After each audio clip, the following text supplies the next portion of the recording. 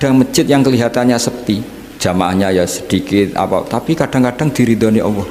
Kenapa? Karena masjid itu nggak menjadi problem sosial bagi komunitasnya. Saya beri contoh, masjid ramai tentu baik, nggak perlu saya ceritakan, karena masjid ramai itu ya mesti baik. Masjid yang banyak jamaahnya tentu baik, itu nggak usah dibicarakan. Tapi ada beberapa masjid yang sepi, tapi Allah itu suka. Kenapa? Karena lembaga agama itu nggak boleh mengganggu sistem sosial. Jadi kita tidak pernah tahu cara berpikir Nabi.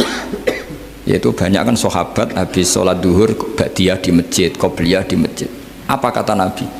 La taj'alu buyutakum kuburan, cung nak apik aja mbok entek-entekno ning masjid. Omam ya bagai keapian.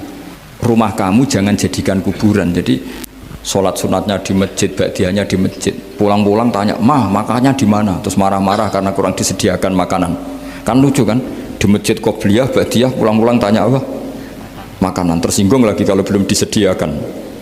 Akhirnya apa? Anak-anak kita yang kecil kenangan melihat bapaknya itu apa? Bapak itu orang yang kalau dari masjid tanya makanan dan marah kalau tidak kesampaian.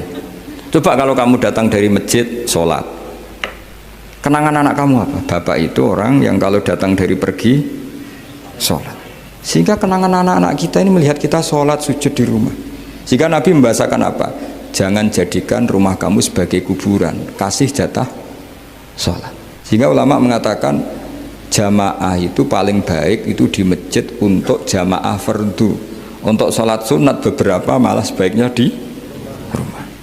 Sehingga saya ini sebagai kiai ya sering bingung. Bingungnya kadang ada orang terlalu overacting, ingin masjidnya ruame sehat. Yang satu enggak. Saya ini sering dipamiti. Ya saya akhirnya bingung. Bingungnya ya barokahnya ngalim itu bingung. Kalau enggak ngalim malah enggak bingung. Nabi awal ngendikan itu ju'ilat lanal ardu kulluha masjidan. Semua tanah Allah itu hakikatnya masjid. Apalagi ini rumah kita. Anak kita biar menyaksikan saat kita sujud, saat kita baca Quran, saat kita ngaji.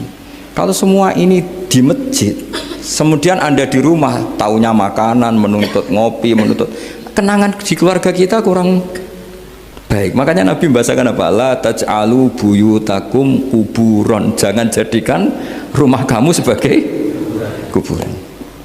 Apalagi ada pepatah lagi, al-ummu madrasatul ula, ibu adalah madrasah pertama. Coba kalau kita ngajarin Quran di rumah, ya tentu masjid ya tetap ada kegiatan, tapi jangan sampai mematikan rumah.